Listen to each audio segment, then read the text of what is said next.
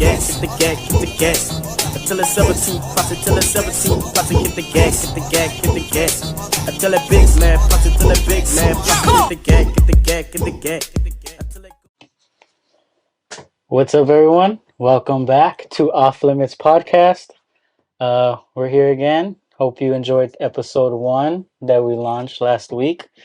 We're going to go ahead and we're going to kick it right off with All-Star Weekend Summary Recap because we both decided it was sucky and we don't want to talk about it much. But yeah, it's not going to warrant a long segment. We welcome any feedback. We had some people reach out to us about some tips, some things that we could maybe change. So we're going to mess with a little bit of the mic situation, see what can sound better, get our topics organized, synchronized, get it a little more streamed, I guess, mainstreamed, whatever that term is.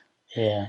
But the All-Star game this week, I only saw the All-Star game. My older brother came over with his wife and our baby cousin. That was actually more entertaining to me than the All-Star game. Baby niece. Oh yeah, baby niece. Baby niece. My bad. It's all confusing. Mexican families. Crazy. Trying to figure out relationships. Yeah. But All-Star game was very disappointing. They've been kind of boring since I think Kobe retired. Was the last time I really cared about an All-Star game. I mean, it's like pointless. They're not guarding each other. Even the layups are kind of like not even good layups. It's like a cheapened down version of like a slam dunk competition. It's like a layup slam dunk competition. There's no competition at all whatsoever. Technically, they're like just out there having. It's not even pickup basketball because pickup basketball is more competitive. I know. I was about to say, like, it's honestly worse than sometimes games I play at the park. It's like they're not even trying out there. They're just like, oh, okay, we're gonna go back and forth on letting someone new get an open layup. It's like when you play at the park after you've already played 3-on-3 games and you played competitive tight games, and then someone's like, oh, let's play fives. And like, oh, all right, fine, we'll play fives. And everybody knows 4 points in, you're just like. You're just going to start giving up the ball, and it's going to be layup after layup. People are going to be cherry picking, which is all it really is the All-Star game at that point. People cherry picking, taking lobs, cheapy layups. The best part was like the minute and a half when it was Jaylen Brown and that was clean. Jason Tatum going one-on-one. Why? Because they were competitive. They didn't want to be shown up by the other person. That wasn't even basketball, technically, like team basketball. It was one-on-one, which I think that should be the new format maybe going forward for All-Star game is do that little one-on-one well, we talked about it, I think, last episode where we're like, maybe the NBA should try a one-on-one tournament because it's more entertaining. Like we saw from Jaylen Brown and Jason Tatum, like that's more entertaining doing that than watching whatever happened on Saturday. They even changed the skills challenge now. It's not even where the player goes to the little cycle and does the free throw, the three-pointer, the layup. So now it's that same segment, but they do it in teams. So it's 3 people competing together, and they do the little scenario, and then they do one where it's like a 3-point shooting contest or like a shoot. They have different markers on the court, and those 3 players have to rotate who's a rebounder, who's a shooter, and they have to pick a spot and take a shot to get as many points. Didn't you do that before, like celebrities? It was like the women. Well, it was like a team one. Yeah, it was like one of those, right? But they combine like all those events together. Yeah. To get like one team to win a skills challenge. They're like the skills team winner. I didn't even watch the dunk contest. I just know former Laker Mac McClung. I know. Shout out to Mac. Shout out Mac Attack, Mac McClung. I've been wanting that boy to be a Laker since we drafted him, and I've been pissed ever since we put him in the G League and waived him. Representing for the Lakers, even though now I think he's a Sixer, but once a Laker, always a Laker. Yeah.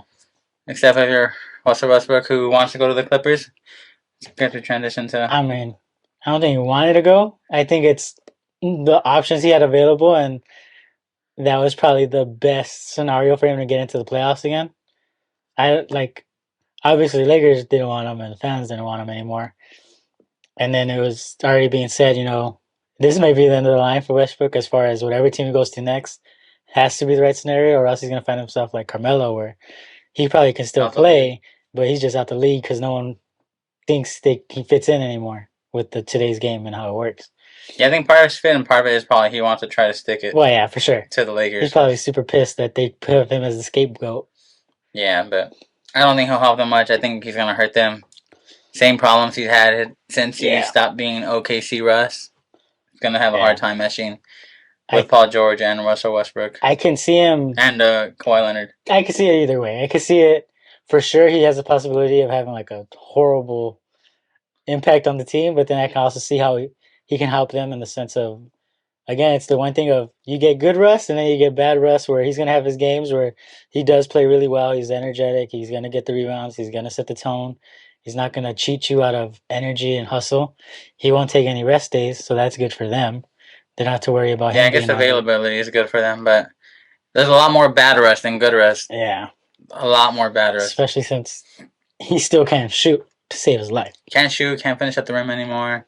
He's losing the ability to dunk, let alone regularly through people. Yeah. That's pretty much gone. Minus like spurts of energy. But the season starts back at Thursday. Yeah. Big game. Lakers versus Warriors. Lakers have to make up 3.5 games within 23 games to get into the 6th seed at least. That's a 6th seed? That's the 6th seed. They're only 3.5 games out of the 6th seed. So what is it for the play-in? Probably a game and a half or two. That's good then. So that's why they're like, and then they made a comment about LeBron James after the All-Star game. They asked him like, "Oh, what do these next 23 games mean to you?" And he's like, "They're the most important last 23." What's his number right now? 6 or 23? In the game? Oh, the number he's wearing is 6. But he said these are the most important regular season games for his career because he said he doesn't want to miss back-to-back years in the playoffs. They should make it. We'll see. Thursday will be a big game for the Lakers. That means they gain a game on the Warriors straight up. They're saying how the Pelicans are going to be without Zion. Utah traded key players from the roster. Oh, yeah, Utah's been trying to lose, but they keep winning somehow. Yeah. Did they get anybody back? Russ. They got rid of Russ, though. So technically, the Jazz should fall off finally. They should start falling off. Unless Colin Sexton wants to get paid. And then we expect... Oh, they have Markkanen. Well, they still have Larry Markkanen, Colin Sexton, and Jordan Clarkson. So they do have solid players, but no one... They don't have a deep enough roster to actually sustain. Yeah. And then the OKC, they should hopefully start getting injured. Yeah. Injured and resting players to get a higher draft pick. Dallas still trying to figure it out. Dallas will be fine, though. They're like, 3 games ahead? They're the 6th seed. Yeah, they'll be fine in the playoffs. Yeah. What else we got? Within the play-on, the Warriors, Pelicans... Portland, who knows what they're going to do. Whatever's going to happen to them. I think they can make the playoffs, and they're going to be useless in the playoffs. Yeah. Their type of basketball. That's what everybody was saying. Is like doesn't matter. The biggest concern for the Lakers is just making sure you get there. Because once you get there, the only 2 teams that really they have to worry about are Denver and Phoenix. Yeah, that's all. Because everyone else in a 7-game series, if you have a healthy Lakers team, nobody's gonna want to see them. I agree. Yeah. What else is there? Spring training started yet? Anybody? Pitchers and catchers reported. Pitchers and catchers, whatever. Yeah. Spring training coming on. We'll have maybe Frank podcast. Let's Be Frank, yeah. Let's Be Frank join us, talk about baseball. What else? Any soccer news? I don't know nothing about soccer. I don't know, Jack. Football. Combine's going to be starting up. I have no one coming out of college. Even March Madness is starting. I don't know nobody from March Madness. Ever since Coach K's gone, I don't care, honestly, anymore. Without Coach K, I was like, I don't care about March Madness. Me either. All right, let's see. Yeah, sports. Golf. Did Tiger win? Honestly, I don't think he did because he would have blown up on Twitter.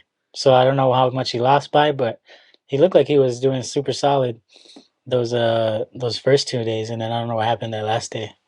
Yeah. What else we got? Anything else? That's about it. Sports take? Nothing much.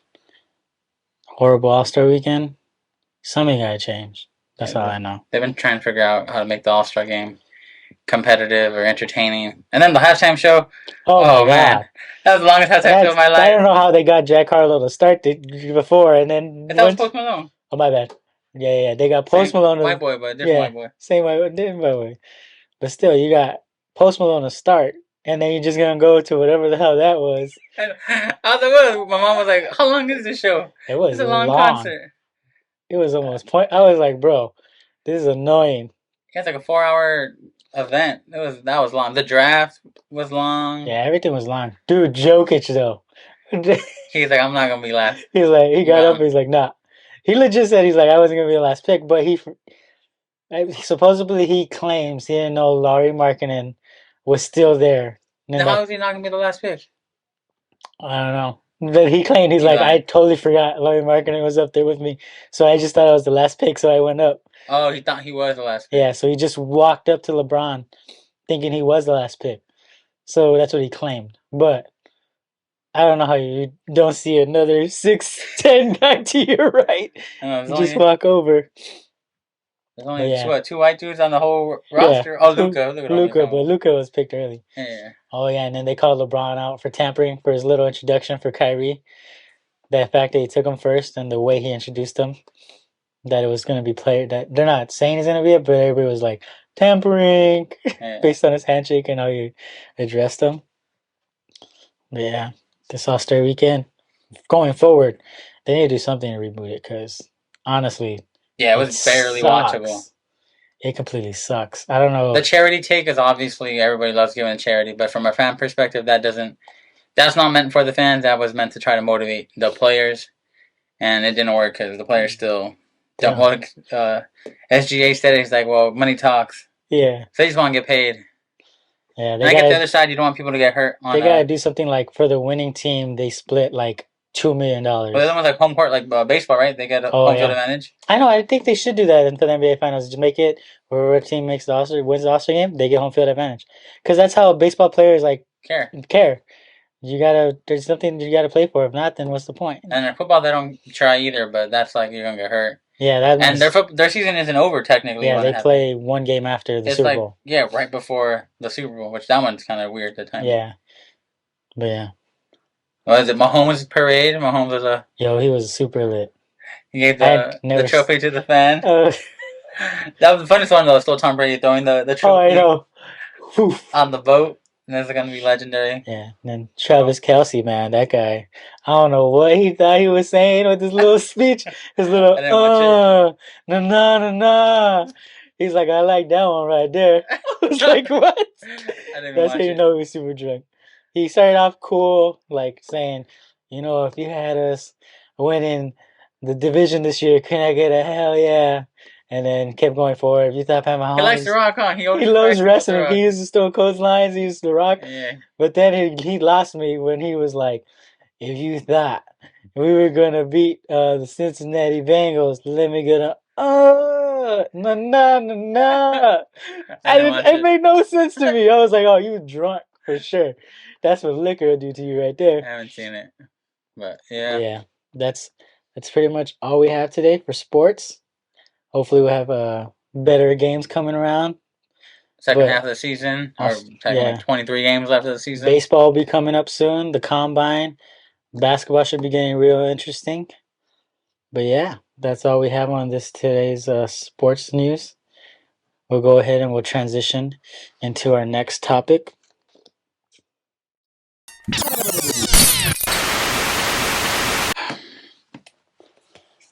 So the next topic we're going to discuss is, for those of you who don't know, we and Isaiah are both, we grew up as ministers' kids. That's what we're going to touch on next is our upbringing and things that affected our lives growing up with all the responsibilities that it comes with being a minister's kid or a pastor's grandkid, things of that nature. I don't know if you want to start with just... So a little bit of our faith. We're apostolic, which is a oneness Pentecostal movement, which emphasizes the name of Jesus Christ and baptism in the name of Jesus Christ, with the emphasis on the Holy Ghost and speaking in other tongues. It's a lot, but for those of you interested, you go to the Apostolic Assembly. You can find more information, get plugged into a local church. But yeah, specifically for us growing up, any cousins that watch this, feel free to talk to us about it. Yeah. I know randomly my mom is very involved in ministry. My dad was very involved in ministry. My grandpa was a pastor for over 20 years. My uncle has been a pastor, is a pastor. 2 uncles are pastors, actually. Yeah. He was a former, or still is bishop, formerly going to be former bishop very soon. His bishop term, yeah. But they've come up to my mom. They've asked randomly, like, how did she keep us involved in church? How did she keep us from leaving the church or, like, not walking away or having, quote-unquote, our struggles or our battles or whatnot that might look like for different people outside and inside of the church. Yeah. And I think, personally, a lot of our struggles, I think, were internal. that they weren't really shared with our parents to the extent that maybe other parents can see their kids struggle with things. It's a different type of upbringing. I think every kid hears a very similar speech from the parents: behave when you're out in public. Yeah. Don't do that. Don't do this. Don't say that. Behave. And for the most part, I think we're both really good kids. My brother was a good kid. I don't remember. I think he's probably the lamest of all of us. He was least one to do anything. He wasn't very daring. No. He was always much more focused on quote unquote his ministry. Yeah. And took that to, I guess, more serious or on that personal level. Yeah. And that can be debated, talked about why that is. Yeah. But that's for another podcast. But we're gonna run through very quickly highlights or highs and lows of that stuck out to us of being ministry kids and being involved in church growing up from birth, essentially. I mean, if we could have been born in church, we probably would have been born in church. Yeah. And I guess with the positive and negative, like at home, my mom's very sensitive when it comes to this topic. When it comes to this topic of negatives, it's not necessarily negative, but just unforeseen intended consequences as a result of the life we live. Is the way I've learned to understand it. Like you grow up in church and you do the best. And now that I have a daughter, you do the best you can for your kids with what you know at the time. And I think that's what our parents did. They had the ultimate best intentions with everything they ever did. Trying to keep us safe and not lose us to the world, and just make sure that we understood our faith, our doctrine, and knowing what it is we believe in, and to stick to it and to, guide us onto that right path. And they did it in the best way they were taught, I guess, to do so, to make sure that they succeeded at making sure we stayed the faith and didn't lose track of who we were. Yeah, so early on, all I would say I didn't have really many friends growing up because most of my friends were family members because we went to the same church. Our cousins, we grew up in the churches together, so those were our friends. I think the only friend we had was Sam and his brothers. And Adam and Steven, I guess more for... Yeah, we went to Pasadena. Yeah. But I guess one of the positives of church and being a church family is we got really close to our cousins. Yeah. We were able to have a close-knit relationship with a lot of our cousins that we still do to this day. There's a lot of experiences that we share. Even though we're not with each other very often, we can relate to the same stories and struggles, essentially, because of what we had to go through together. That church life together. And cousins that are going through it now, that has kind of shifted the church dynamic of not having to do everything all the time, and that it's okay not to do everything all the time. Try and find more of a work-life balance, as they say.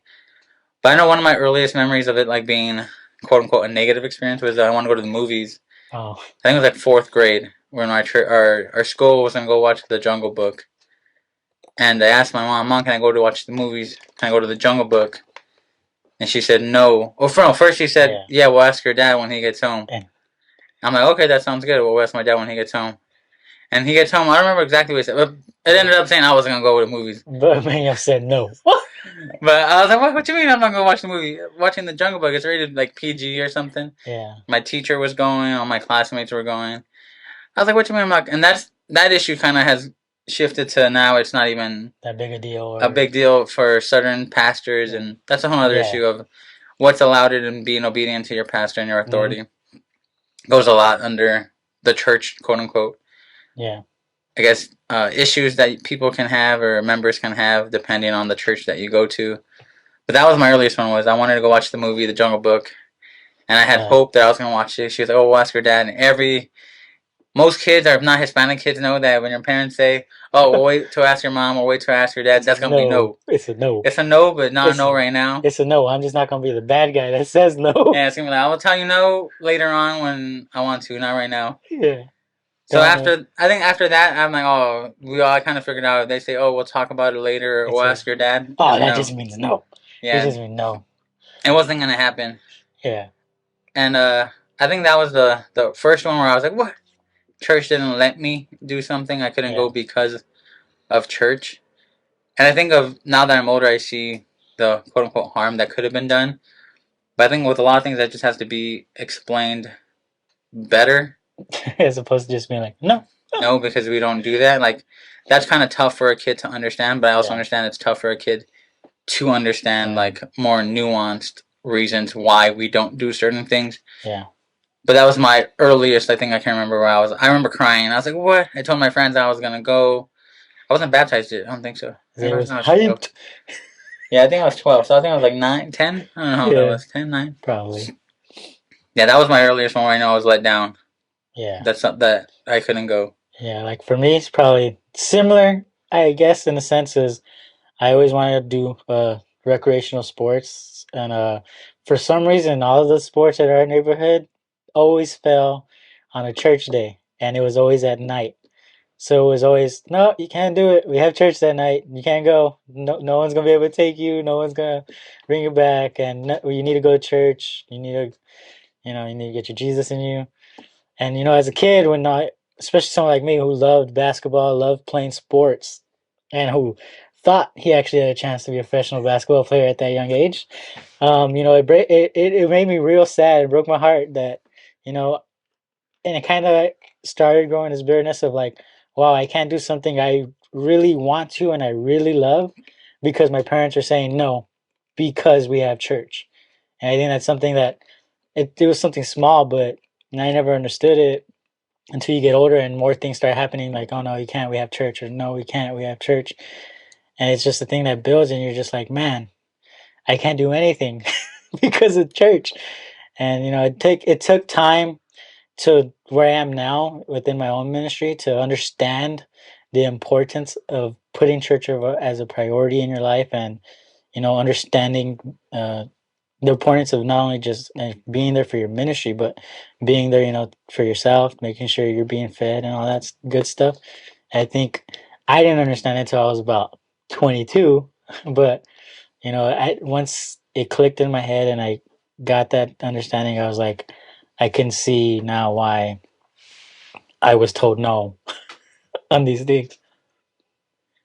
Yeah, I think a lot of it comes with maturity, and maturity everyone associates with like an age. But just like in the terms of like church or spiritual maturity that comes whenever it kind of comes. Like, I think I would like to say I know a good amount of word and like doctrine and like scripture and understanding of faith and what that looks like. But I think it's not till recently, like last year or 2 years, that I have been more understanding of what drove my parents and my grandparents and what drives like the core of that side of my family to give so much to the church, to want to see things better for yourself and like your family. I think a lot changes when you have kids, that you want your kids ultimately to be safe, to have safety, to have hope in something bigger than possessions. I'm big on being like self-sufficient and being secure and not needing other people. And I think that being reliant on God and being reliant on church, or wanting to be there for the church to help other people, it's definitely a learning experience that you have to like learn, and it has to be kind of modeled to you. Unfortunately, it was modeled to us directly, so we couldn't really see the benefit of it. Yeah, like it definitely kept us from a lot of things, like a lot of harm. I wasn't exposed to a lot of things. I personally didn't go to prom, but that one didn't really bother. I thought you went to prom. My other brother went to prom. 2 proms. 0 proms. Which is funny. I didn't go to any during middle school. I was a part of leadership. I went to every school dance from middle school. I never danced. I would dance. I was in there in the corner, the little hitch with opposite side to side. But I went to every middle school dance, and I didn't feel comfortable. For whatever reason, I didn't know how to dance. Same. I was in leadership when every dance, and like I liked the music and everything, and I loved like the perks, but like when it came to the dancing part, I was just like, okay, sway, but dancing and music, it didn't really do it for me, or like that. It wasn't my scene. Definitely wasn't my scene. I've been to one concert my entire life, and it was an uncomfortable experience for sure. I'm glad that I went to the concert. It was definitely, it made me know that that's not something that you like. I missed out on. Yeah. I never asked my parents to go to like a quote unquote worldly concert or musical person, but it's definitely something. I was like, oh, maybe I would have liked it. Who knows? I definitely didn't like it when I went. When I was an adult, I was like, oh no, this is not my scene. Definitely not my scene. But literally, I went to every middle school dance. In high school, I didn't go to any of my dances. They weren't formal. I went to like Grand Night. I went to the park, the picnic. Yeah. But anything with dancing, I was like, nah, hard. Yeah. Maybe because I didn't know how to dance, or I still don't like to dance. I didn't have anyone to dance with, maybe. If I had a significant other. A female companion when I was at that developmental age, maybe. But yeah, when I went to it, I didn't feel like I missed out at all. If anything, I was happy I never went because they're expensive, parking. Just it wasn't. I didn't feel a valid use of my time. And I think for me, luckily, I was able to experience some dances in high school and went. Well, like we mentioned before, where my parents kind of loosened up the reins once you went to college. Yeah, definitely. And let me go to more of my senior activities like Shakey's nights and football games with my friends and prom and stuff like that. And there was things where like prom, I didn't really. Honestly, I probably wouldn't have cared to not go, other than the fact that I sat at a table with my friends to talk to them and went to the photo booth, took some pictures. But at the dancing part, didn't partake in it again. Didn't have a female companion at my first prom. So that one I don't really miss anything. I don't think I miss anything. Had some funny stories though about a close friend of mine ended up super drunk. Had to hide him from getting kicked out of prom that night. And but outside of that, like there's things like that though. I guess is what our parents try to keep us from. Like running into those situations, you never want to be caught in the wrong place, wrong time, and having it like change your life. Because I can see now, like for example, that prom, I had a friend who showed up super drunk, passed out in the restroom. Luckily, the security guard was cool from school, came in. He's like, look, I'm not going to say anything, but you got to make sure he doesn't get caught, or else I will say it's all of you guys involved. Luckily, he wasn't pointing at me, but still, like, those are kind of situations that I think pushed our parents to keep us away from things like that. And I think reflecting now, like I just had that realization, that's exactly why they geared us away from those type of situations and those type of scenarios. Yeah, definitely want to protect your kids from danger. Like my daughter yesterday, we went to the park and my wife was walking with her. I was carrying stuff to the park for our church. We had a church outing, and she falls, and I hear her say, "Oh no!" And she falls down. I walk over.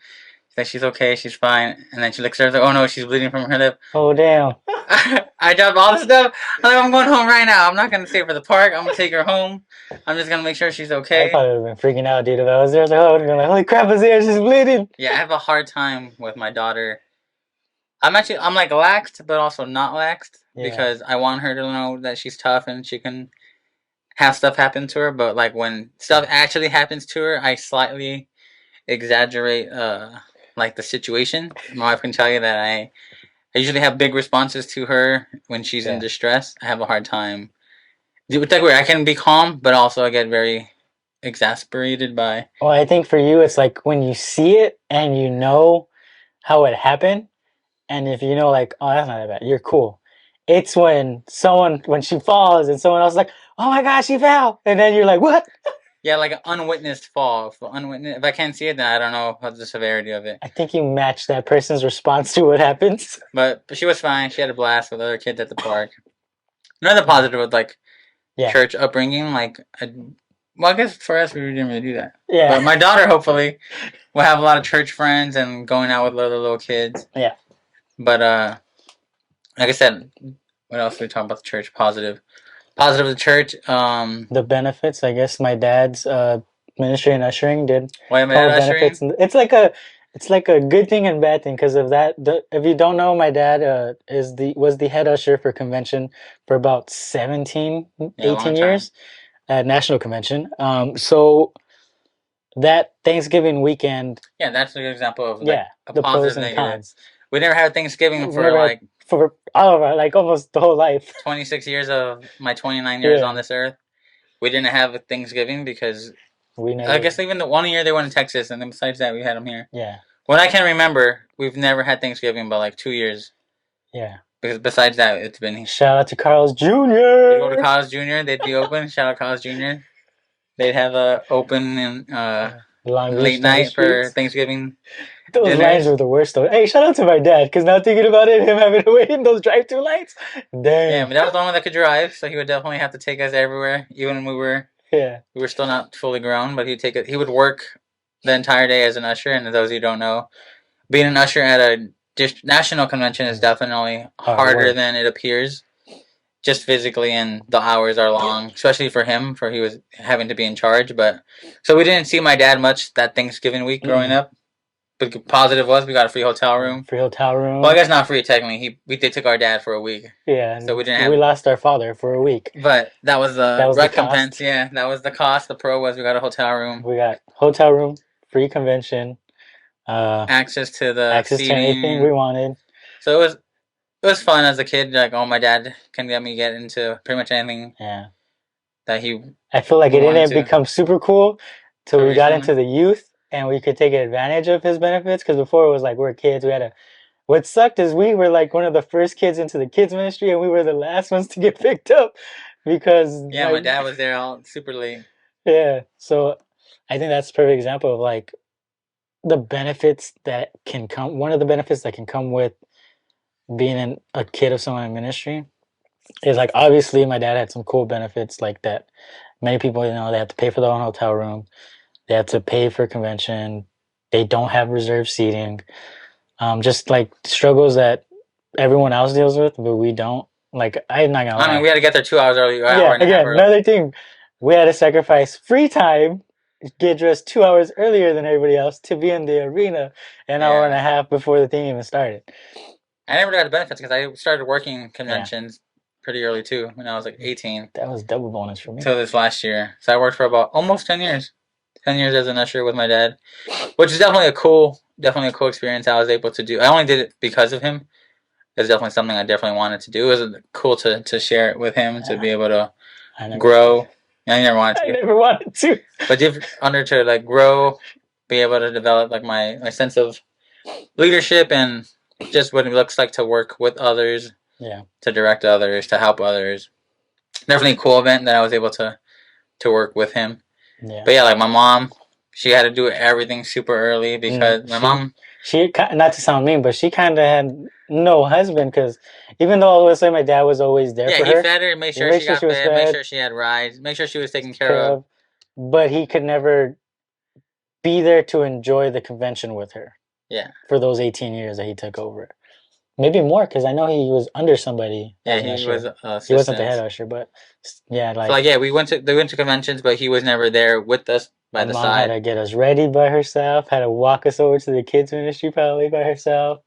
Well, remember you don't remember you had a seizure once at convention.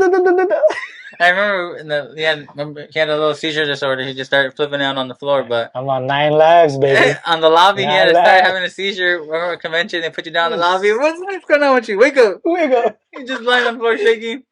You better cut that out right now. All these ministers, nobody prayed for me. Savages. Savages. Everybody was trying to get into the convention instead of praying for this little boy. Well, yeah, like that was a convention. What else happened at convention? Oh man. Some good times at convention. My dad's highlight, his highlight tape. Oh yeah, shout out to the Anaheim convention with Jeff Aguilar. We tackled someone on stage. On stage. If you ever remember that's actually the year after. That was my last year not working convention. After that year, I started. No, did I work that one? No, I didn't work that one. No, you didn't. Because I remember you were telling me, Isak, hurry up, go sit down. Because we were walking into our aisle. And I'm like, no, dude, look, it's my dad. And then you're like, what? And as soon as you turn, you just see my dad. Like, it looks like he's tackling somebody, but he like leg sweeped them and dropped them to the floor. If you want to know the backstory, so here it is. There was some guy who I guess wasn't there mentally. And he started yelling. He got on stage somehow. He started yelling stuff from the stage. And at the time, I believe it was either Jeff or Jason Aguilar who was emceeing. And my dad, they told the security to get him off the stage. And they had told my dad, we can't touch him till you bring him off the stage. Then you have to bring him to us like kind of like a jurisdiction type of deal. And my dad went on stage, and sure enough, Jeff or whoever it was, the Aguilar was like, "Get him, get him." So my dad was trying to rationalize with this guy, saying, "Brother, you gotta stop." And he's like, "No," and he's tried kicking my dad. And then my dad claims that when he did the kick, he reached for his leg and he pushed down on him to drop him to the floor, and then they dragged him off stage. If anyone seeing this has a clip, send it to us, please. I know. Let us know. DM us. I would love to have that clip. But yeah, I remember that convention. But after that year, that's I think the last year I didn't work as an usher. I was like, that's it. You get attacked with somebody. I gotta have your back, Dad. I gotta have your back. I gotta be there. Yeah, that was a good one. Yeah, that was dope. And my dad even lost. Well, you can share his own story, but he was a wounded soldier. He was a wounded soldier. They had to pay. They took their pound of flesh for sure. Took his pound of flesh. He wants to come on. Talk about mama mentality, though. That boy fought through. That's respect. He did this. Respect. If you remember, there was one convention where my dad was on his like last leg, and he was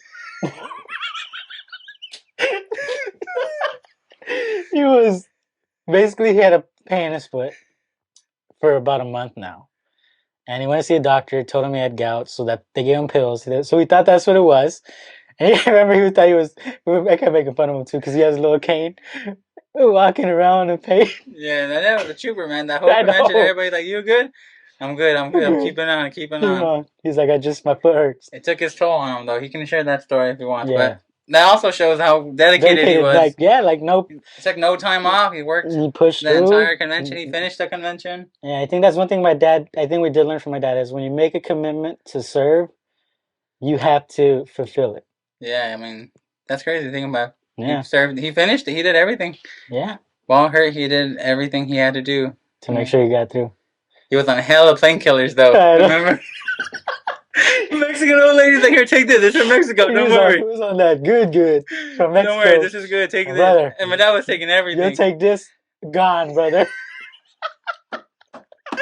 Oh, that was a good one, man. For those of you who know what happened, you know. Yeah. You can come on and share, but that was a good one for my dad. Definitely the dedication.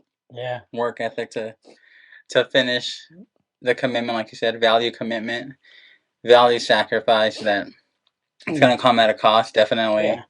We saw that with just my mom and my dad wanting to sacrifice their time, their money, always willing to buy stuff for the kids at church, wanting to give. They were like Santa Claus. Every Christmas, my parents would make it a point to buy gifts for all the kids at church. And I'm looking at them like, I want gifts. I need more gifts.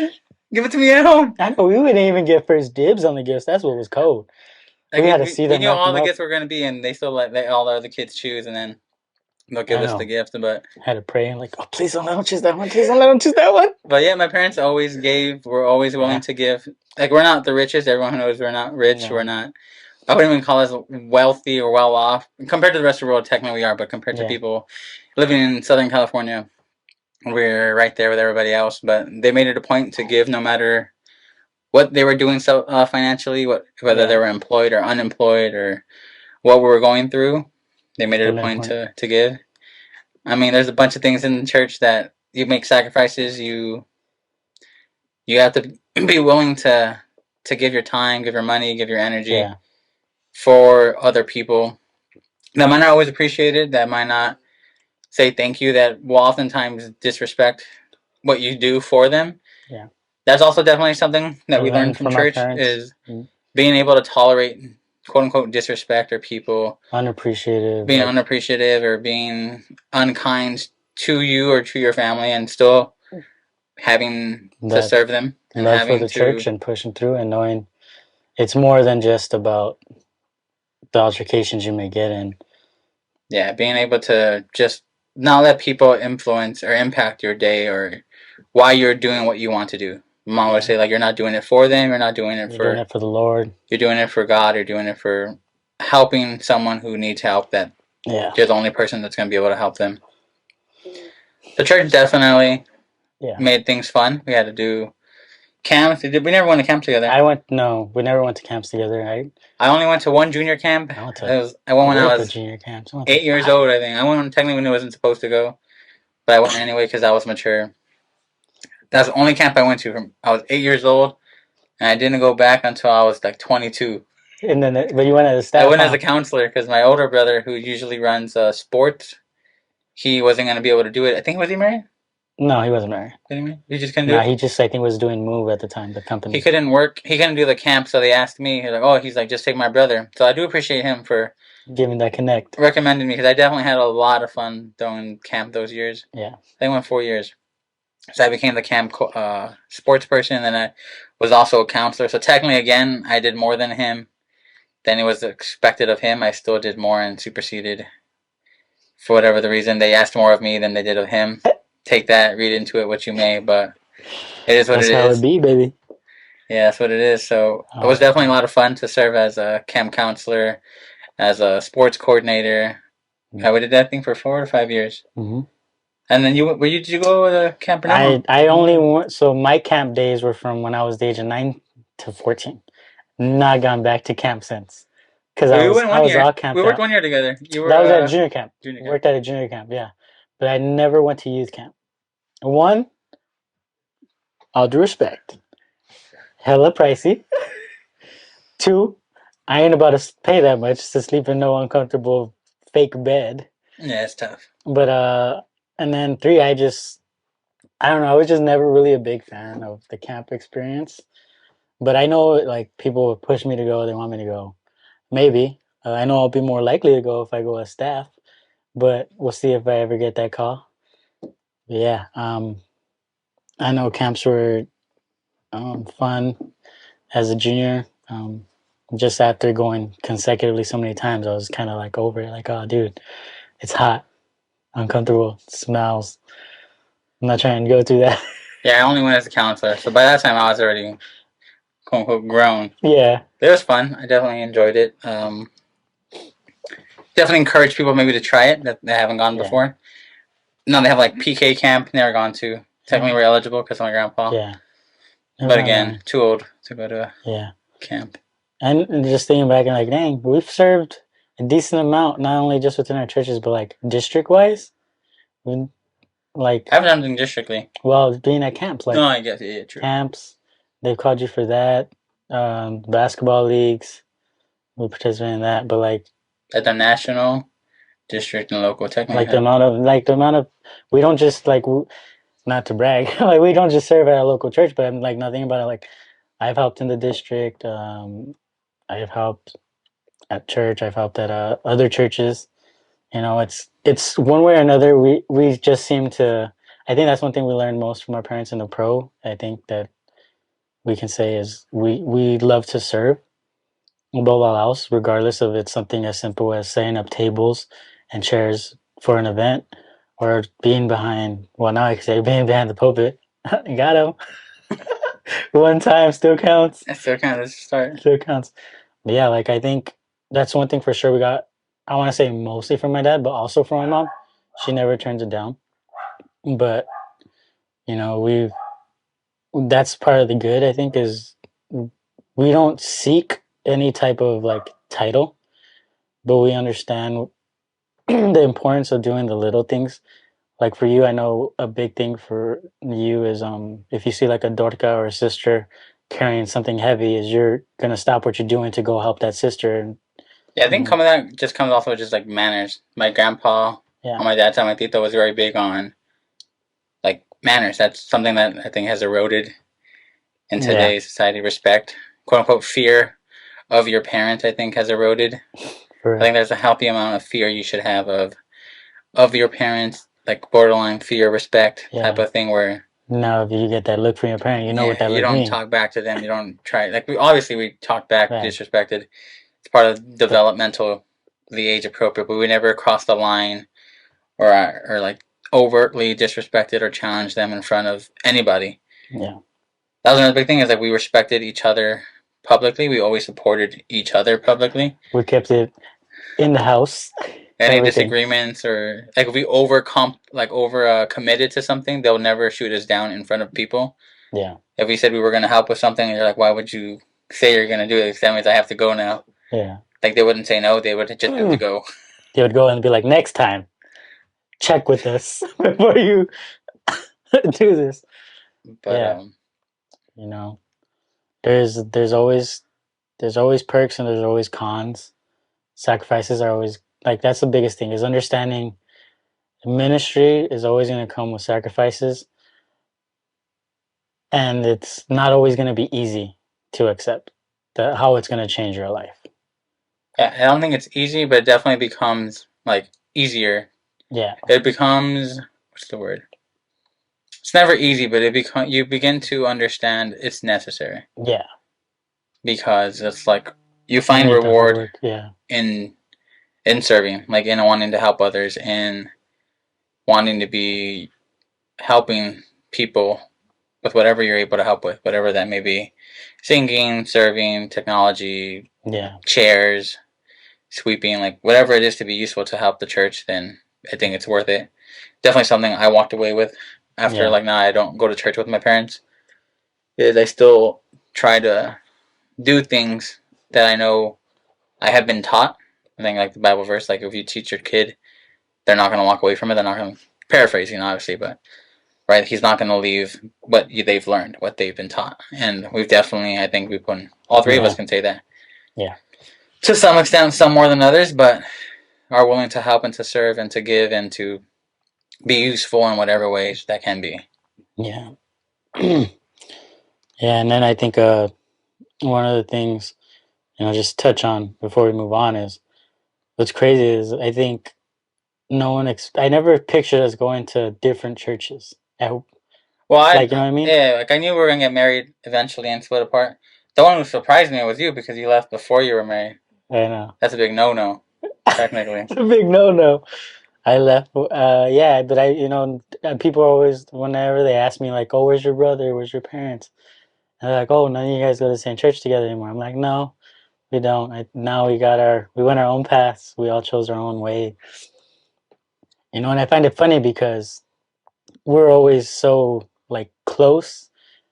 And I think that's kind of a testament to my parents is we've all chosen our own path. And yet, without relying on each other, like, that was one of my biggest concerns about when I did move was like, man, I'm not going to have my parents there. I'm not going to have my brother there. Like, there's always that nice feeling of like that crutch of knowing I'm not technically alone because I always have one of you guys there to talk to. Definitely since you've been gone, I've been forced to talk to other people. Yeah. Well, obviously I have my wife. My wife's technically, she always by my side. She can't go nowhere. But like, I know I can talk to her no matter what. But besides like her and you at church, I would talk to pretty much nobody. Yeah, and so now, I feel like that helped me too. Like, helped me be more verbal and not so introverted. Now I have to go seek conversations with people. I have to get to know people. Yeah, it pushes you outside of your comfort zone because you don't have a default. Yeah, so I just like I feel like that's a testament too to my parents and knowing that we don't have to be together anymore, and knowing that we don't have to like rely on them to be on us, to serve and to participate and to make sure that we're doing everything that they taught us growing up. Yeah, the desire to serve now has shifted from like an external. Yeah. There's no longer an external like motivator. There's no longer like, go do it. You should do it. Come on. It's like, no, I want to do it. Yeah, it's an internal motivator. Yeah. Yeah. I don't know if you want to check to see if we have a cousin whose birthday is today. He never responded. Let me see if he answers. Let's just go ahead and let's check. Call my Aunt Annabelle and see. I'll be like, whoa, no cussing, no cussing. Imagine. How much time we got? That'd be so funny.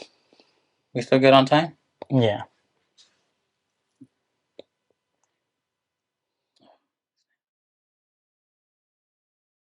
So joining us, we have our cousin, Jonathan Delgado. What's the middle name? Matthew, right? Yes. Jonathan Matthew Delgado, Minister Jonathan Matthew Delgado. His mom and dad, my aunt Annabelle, his mom Annabelle, my uncle Sam. Right, they're definitely my favorite aunts on my mom's side. I think everyone can attest to that. Figure that out on their own. That's my favorite family to go visit. I would go pretty much most summers to their house. But we shared ourselves personally that they had its own drawbacks growing up in church family, that you had to sacrifice a lot of your mom time, your dad time, your own time, that you saw them, like, for us, we saw our parents give up of their own money to buy stuff for the church when, like, we could have wanted stuff For ourselves. For ourselves, we saw them that we couldn't go to the park. For us, we couldn't play in sports leagues. I didn't go to prom because I didn't want to, but I didn't also it wasn't frowned upon to go. I didn't go to the movies growing up because it was frowned upon back then that you couldn't go to the movies. What else did we do? The way we dress. We didn't go to concerts growing up because we didn't get to do that. And then we just talked about that we all love to serve in church, that we like to give and help others, that we've gone closer to our family, that even though we don't see each other every day, that we can still relate to each other because we have similar kind of we have the same lifestyles because of church and the struggles that come with church and the benefits of going to church and trying to serve and help others and what that looks like. So if you want to share what your experience has been like, or if you have any tips you want to give to whoever might be watching this. My experiences growing up in a church family? Yeah. Okay, my experiences growing up in a church family. Let's see. It's a long and varied story, really, personally. Not much different from yours, and not much different, I think, from much others. As a little kid, I remember always going to church, and I think the longest struggle I had for a while was just finding that motivation, or really just I think something that every parent hopes that they have is their child finding Jesus. Because I feel like for most kids, their idea of, because they're in school 5 days of the week, and they only get Saturdays off, and even then they get homework, and then on Sunday they're going to spend half of their day, and really you kind of have to hope that either they relate to somebody or they sort of click with it.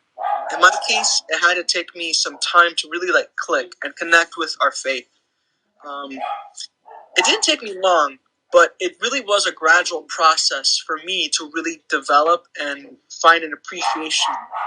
It really did just start with the stories in Sunday school, where I started seeing the character of God and all of those things that He did in the story of Noah, Daniel, David, Jesus, the apostles. Those average Sunday school stories that you had that really just sort of fostered in me. And then it was just getting older, and then just needing some direction in life, some understanding, and then just that point where I had to decide for myself, not really have people taking me, but really just make that decision of hey, what's this mean to me? What's this mean to me? And which was a good time, because it was around that time that my family as a whole was called to pastorship, and pastorship as well as ministership has its own slew of things that you have to deal with. You have to deal with the time, the dedication, the effort, the learning curve, and just being able to manage and lead people.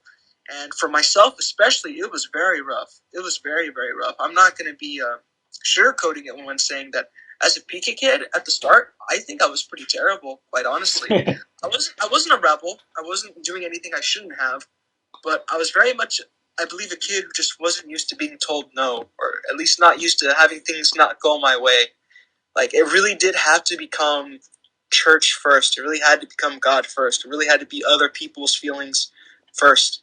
I was growing up. I had to learn that there's other people in this world other than me. And the church kind of taught me that really just helping people out is one of the big commandments of the Lord, love the Lord your God and love your neighbor. And yeah, that's just one of those things. It just helped me grow up. And I had to learn to grow up because of the church. And pastorship had to help me learn, as well as just all of the other issues that come that you just never predict. When our church burned down, that was a huge issue. That was a big problem. I think that was the first time in my life where I really felt wholly inadequate. I remember coming home at 3 in the morning with our dad, our whole family, after just seeing our church burn down. We haven't even seen the fire go out. It was just it was a college night. We had to get home.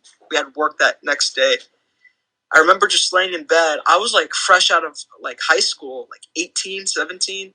I didn't know anything about insurance or tax policies or anything like that. I was just in my bed while my dad was just in the back house slaving away, looking for whatever documents he could to help salvage this whole situation. And I think he, along with myself, me especially, because I just had less understanding. I just had to put it all in the Lord's hands. Thankfully, He delivered us. And I think not only just the issues, I think the biggest pro that I learned growing up in church is just leave it in the Lord's hands, good and bad, things you predict and things you don't predict, because there comes a point where you're going to have to admit, no matter where you are, that you don't have all the answers, you don't have control, but thankfully you do know the God who does. Mm-hmm. And as long as you have that, as long as you just hold fast in the faith, continue prayer and ministry, then you'll make it. And I think that's been my journey with ministry. Growing up as a person, accepting the Lord and all of His blessings, as well as all of the things that we wish we could avoid, but we just can't. We just have to get through it. And yeah, that's been my personal quest, my personal journey as a child of God growing up, and now working in ministry. I've still got a lot to learn, and I hope that I never forget that I'm always going to have something to learn. And I think that's good. I think it's good for anybody to feel like they always got something to learn.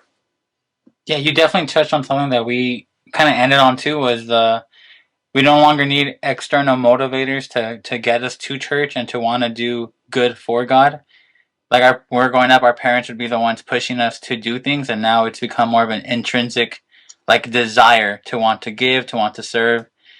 And I think that's another good point, that we never lose sight that there's always more we can learn and more that we don't know, that we have to be willing to change and admit when we're wrong and be willing to help and serve others in a way that they need. We might think we're doing the best that we know, but it might not be the best at what they require, and being able to adjust to help the people that we're serving. Yeah.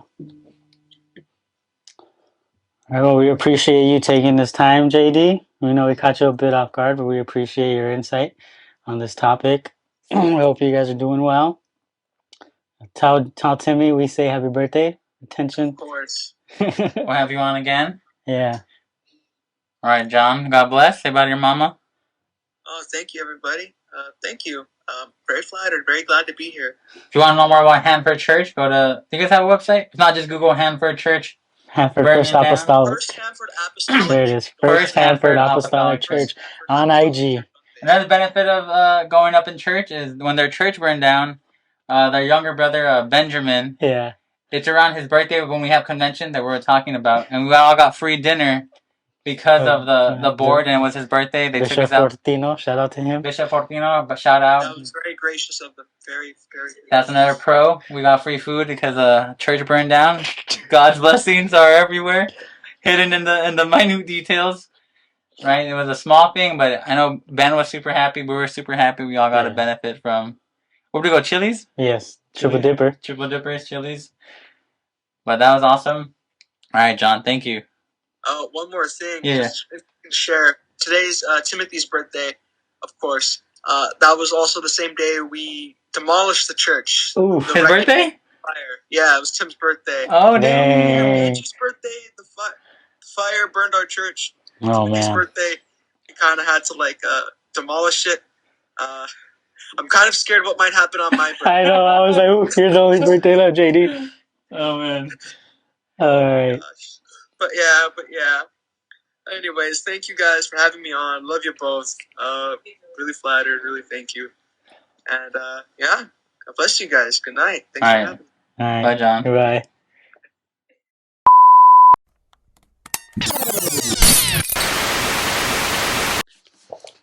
I want to say thank you to our cousin Jonathan. I cut him off the guard. Yeah. But it's definitely good. We'll have him on as a more structured guest. Or we'll move on to what our top four? Top four Mount Rushmore. We'll do movies. Movies this week? Yeah, movies. Top four movies. This is a tough one because I love movies. Everybody knows me. Mm-hmm. Any facet, they know I love movies. I quote movies. I quote movies in scripture very often. They intertwine. I know. I combine scripture and movies. If you know, was it Pulp Fiction? Samuel L. Jackson when he quotes before he kills him. Like, thou shalt know my name is the Lord when I lay my vengeance upon thee. Ezekiel 25:17. But let's see, top four movies. You want to go first, or me? Let's see. I want to, but then I always end up forgetting one, and then I have to change. We'll do a secondary one. So I think for me, number one, it's either one is The Godfather. It's tough. Or one is The Dark Knight. Ooh. I'm trying to think. Batman's my favorite superhero, so I'm trying to think if it's Batman or Godfather. Oof. There's gonna be 1 and 2 for sure. Okay. Well, probably the trilogies are 1 and 2 for me too, to be honest. Let me see. 1. Which one have I seen more? I think The Godfather is one. I've seen that one more times. Yeah, great movie. I think 1 is The Godfather for me. 2 would probably be The Dark Knight / Dark Knight Rises. Probably Dark Knight. And then 3. I really like Training Day. I really like Training Day. Our lists are gonna be very similar, dog. I really like Training Day.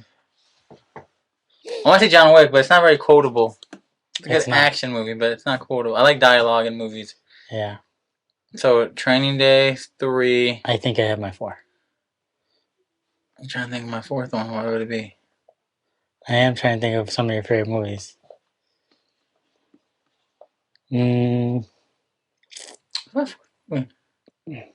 See, the thing is, you like certain movies. You like certain movies, but I don't think they're your favorite movies. Is what I'm like. I'm thinking of movies like Perks of Being a Wallflower. Yeah, it's good, but Crazy Stupid Love. Again, good, but yeah, they're like great movies, but they're not like your favorite. Yeah. For sure, Godfather, Dark Knight. See what other movies I think are good. I like Inception a lot, but that was one I was thinking of, but I'm like, it's definitely good. It's good, but it's not there. Training Day's got up there. Yeah, like for me, again, same kind of similar list. I think for me though, my favorite movie, I think I'd have to put. Is it White Man Can Jump? It's up there. It's one of the 4. It's one of my 4. Let me see if I guess yours. It's White Man Can Jump. Are you gonna have The Godfather on yours? Yeah. Well, Godfather. White Man Can Jump. You don't have Training Day. Yeah, I do. You have Training Day too? Training Day. So your third one, White Man Can Jump? Or that's your second one? That one is your 4th. That one's my 3rd one. White Man Can Jump. So it's Godfather, Dark Knight. No, Dark Knight. Dark Knight. White Man Can Jump number 3. And then I was thinking White Man Can. So yours are your 4? Those are my 4. I was thinking White Man Can Jump too, but I was like, I like it, but I don't know if it's enough. I'm trying to think for you. Yeah, so those are my movies: Godfather, Training Day. No, wait, not in that order. Godfather, Dark Knight, Training Day. No, White Man Can't Jump, Training Day. Those 4. Training Day. I could watch those movies anytime they're on. No. Oh, I got one. Which one? I got one. Tombstone. Oh, that's a good one. Tombstone. That's a good one. I think I've seen Tombstone a bunch too. That's a good one. I'll be Huckleberry. I guess I like the movie, but I don't know. He's an educated man. Yeah. He's like, what herb is my friend? Yeah. Hell, Doc, I got lots of friends. I don't. Yeah. That's my dog Comer. Where's White Herb? He's out there by the creek, walking on water. Yeah, I think it's gonna be. That's Tombstone. A great movie. I love that movie. I think it's Tombstone. Yeah, but you tell him I'm coming. It's funny. We like the same movies. Coming with me, you hear? Yeah, for us, movies, like you said, we love the dialogue. If we can't quote it, yeah, like you'll hear us quoting a bunch of movies, TV shows, but movies like Training Day. I quote Training Day all the time. At work, I quote it all the time. With the people at church, I quote it all the time.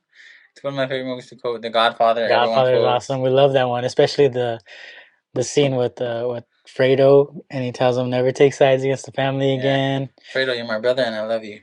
Don't you ever take sides with anyone against the family again. It's a good movie. Michael Corleone, he's so cold. Don't ask me about my business, Kate. I definitely haven't used that on my wife yet, but I definitely. I use it on my mom all the time. Don't ask me about my business, Mildred. Don't ask me about my business. That's a good one. She's like, what do you mean? I'm your mother.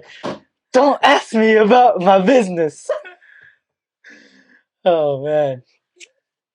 I know. I remember I did it to him like, you can act like a man.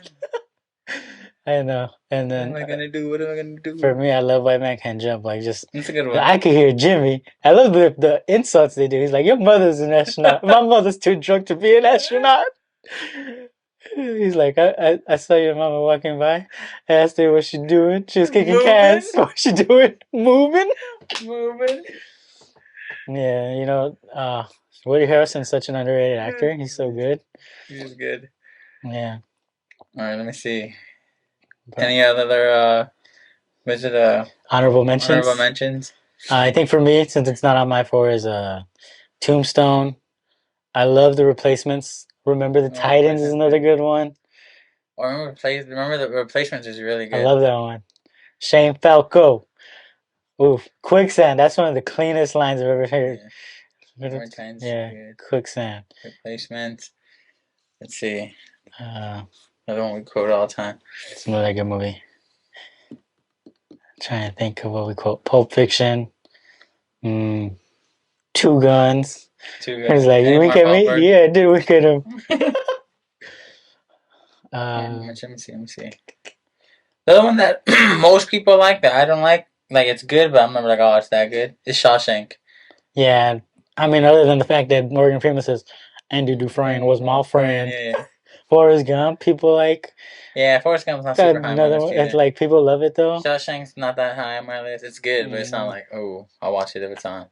I'd usually skip it if it's on. I like to fast forward to the good parts. But what's another? What else do we quote? I think that's all I got. Well, I guess we kind of do quote John Wick when he's like, people keep asking me if I'm back. Step Brothers is funny. Oh, Step Brothers, hilarious. I quote Step Brothers pretty often. Did you touch my dress then? Step Brothers like a lot. I'm tired of living on planet. He's like, good. Dad, what are you doing? You're next, okay? Dad. Step Brothers is good, man. Step Brothers is hilarious. Talladega Nights. Oh, that's another great one. John C. Reilly and Will Ferrell kill. Those guys are hilarious together, man. That's hilarious, man. Especially in Talladega. He's like, you gonna let your grandson talk to me like that? You're darn right I am. He's a winner. Walker Texas Ranger gets to say whatever he wants. I raise winners. I ain't first, you're last. Oh, man. Oh. Let's see. So what do you got going on this week? This week, I have church Tuesday leadership classes, Thursday rehearsal and Bible study. Friday, I totally forgot till now. I have kids service at Rock Church. So shoot through if you have any children. Come to Rock Church. It's going to be a blast. Saturday, I don't know what's going to happen. I know they asked me if I can help out with the district Dorcas. And then there's that English service in Oxnard or Ventura. Don't misquote me on that. Got moved to 5 p.m. And then Sunday, church. And then Sunday, I got access again at night. We might be trying Portillo's on Sunday if you down to meet us up. You know that how Kev Eats? That Chicago hot dog? Oh, I thought pizza. Nah, not that's the one by my job. That's Portillo's. This is like Portillo's. That movie they talked about when you were talking? But the time is barbershop. Oh, that's funny. Hoes. They know what to do and when to do it. That was funny. It is. But yeah, obviously, as you can see, lots of church, lots of things at church. Working out, hopefully 4 times this week. That's the time. That's my goal. Yeah. Let's see. That's about it. Got work this week. We have our youth social on Friday. Mount Moriah, 3801 Cortland Street. Linwood, California, 90262. Dead. Come on by. Let's see what else I got. My goal this week is to work out 4 times. I let myself down this past week. I'll use this podcast to be my accountability video. I did it 3 times last week instead of 4. And my goal this week is to do it 4 times. This week, Saturday. What are we doing Saturday? I don't know what I'm doing Saturday. Sunday, we're going to go to cemetery. Right? That's this week? For my grandma's birthday. And then... I know they want to go out to eat somewhere anymore. Can't remember. I think that's it. That's right. Forgot about that one. And then just church on Friday, church on Sunday. Mm-hmm. And then just work, come home, work out, be with the baby. Let's see. That's all I got. Anything else you want to add? No. thank you guys. We love all the Like, feedback. subscribe, comment. There you go. I was about to say like, subscribe. All that cringy YouTube stuff. For those of you who don't know, we follow another YouTuber on Instagram called King Strats, and he's always saying, Shout out King Strats. King Strats, that's my guy. But yeah, we appreciate all the support. Send any questions. Yeah, submit us any comments. questions, Let us know topics. Holding it this way sounded any better. We're working with it. You know, we're still learning, trying to get a good feel for this, trying to work out all the kinks as we move forward. So yeah, just let us know if there's any. If you want to see anybody come on, we can. Any special guests you think you'd like to hear from? FaceTime. Yeah. In person, let us know. Yeah. Until next week, or it might be bi-monthly. Bi-weekly. We might be trying bi-weekly. Bi-monthly. Bi-monthly is what to every other. I don't know these terms. I just know I get paid twice a month. That's all I know. That's bi-weekly, dog. Bi-weekly. We're gonna probably go to a bi-weekly type of maybe we'll see setup. We'll see. See what the people say. We'll see what you got. Try to give the people. Let us know what you think bi-weekly, or if you like these weekly episodes. We'll see if we can make it happen. Yeah, barring any setbacks with my baby, we make it happen. Yeah, thanks guys. Have a good one. Go with God. Peace. Rest in peace. Did y'all want us live? Get the gas, get the gas, get the gas. Until it's 17, pop it till it's 17. Pop it, get the gas, get the gas, get the gas. Until it big man, pop it till it big man. Pop it, get the gas, get the gas, get the gas. Until it goes.